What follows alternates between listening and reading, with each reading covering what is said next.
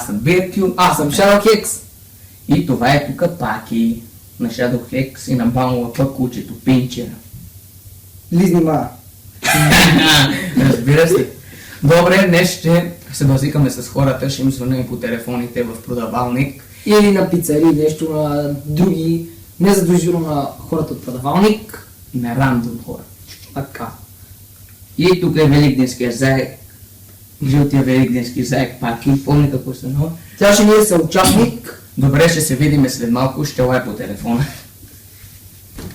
И така, звъниме първо на пицария Радо, която къде се намира? Във Варна, може би. Може. Може. Така, звъниме. Да видим. Чека да се приготвя на мулто тук.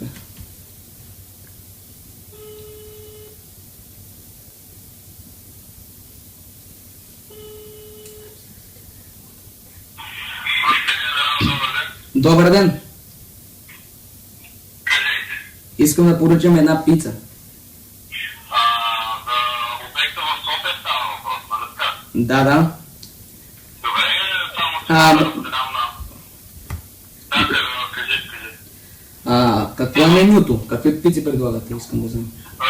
Окей, само искам да разпредам на някакви колеги.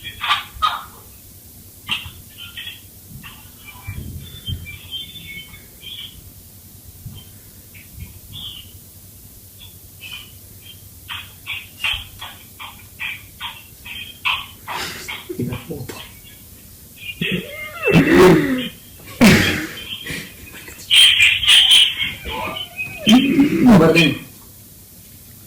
Да. Ало? Здравейте, може ли да ми кажете менюто? Кое по-конкретно? Какви пици предлагате? Те са еднакво има 24 пици.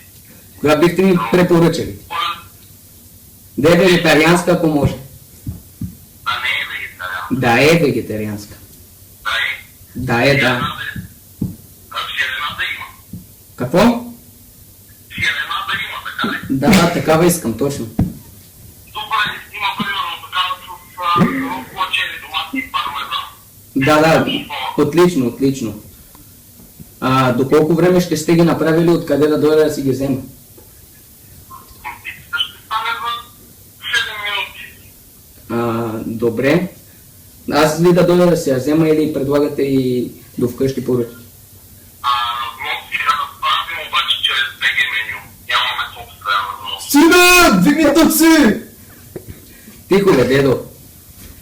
Добре, Демек, след 10 минути да дойда да си взема пица, така ли? Да, тогава ще е готово. Добре, благодаря. Место за пиене! Тихо бе, дедо. Добре, до чуване. И така, това е втората и последна жертва, на която То ще откъде звъним. беше? От град София? Как в София, че продава лодка, бе? Тихо бе, аде, папи. Он му гараж да е прибрал. Така. Пак ти ще говориш. Да бе. Дигни. Добър ден. Добър ден. Обаждам се за лодката, която ще обявили в OLX.BG. Да. Какъв капацитет побира? В смисъл хора, колко човека може да побере? За коя част съм качил две? За ветроходната лодка, която е 470, същата, да. Да го пръкам 470 платен клас за лодка. Да. И е предназначена за двама човека. Екипаж, ако някой иска да се вози по-спокойно, може да каже 10 човека, но обикновено е хубаво да е сравнително по-дребен към килограм и дигра, защото тя е нисък диск. И ще му е просто малко некомфортно. Може да си създадете 4 човека. Оригинално лодката е за двама човека. На тегло около 70-80 кг, тя е плюс-минус може да се вози по-тежи.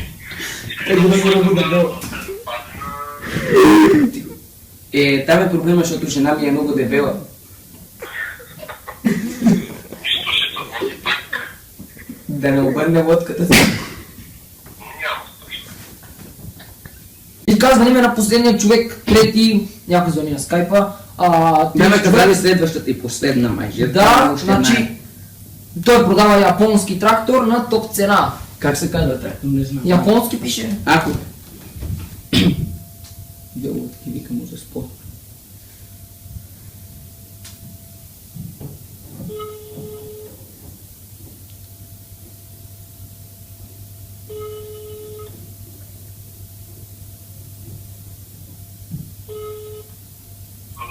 Ало, добър ден. Обаждам се за трактора, който сте обявили в OLX, японския трактор. Бих искал да попитам колко е мощен.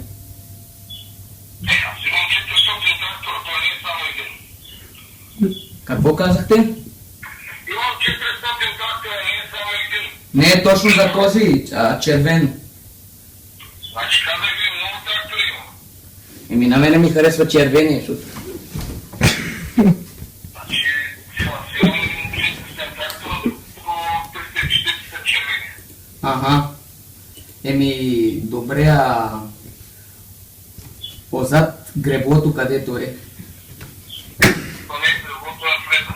Да, не.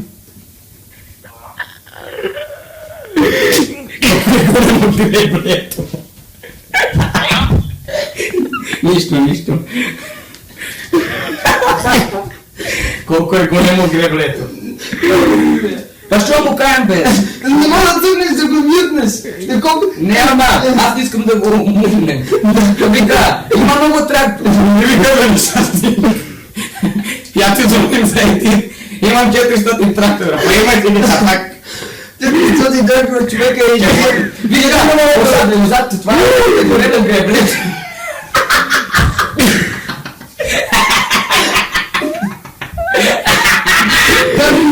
Как го каза?